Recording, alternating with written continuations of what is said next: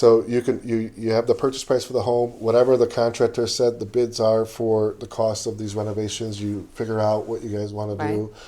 They give bids. We add that to the loan amount, and you only have to put the minimum down payment on that full amount. So you could put Okay. as little as 3% down on that amount, Wow.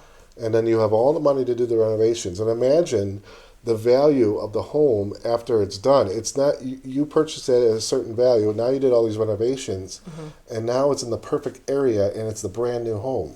How I can much is that tell home you. going to go for? Right. I can tell you he's almost double, right? Yeah, Depending right. on what you're doing. But Exactly. we've got homes selling in the 150 to 175 range right Yeah. now. Very affordable, except that they're in disrepair. Sure. And so how do you get it to the next level? I mean, Yeah. if I was at a home today, I gave them a 175, needs a lot of work.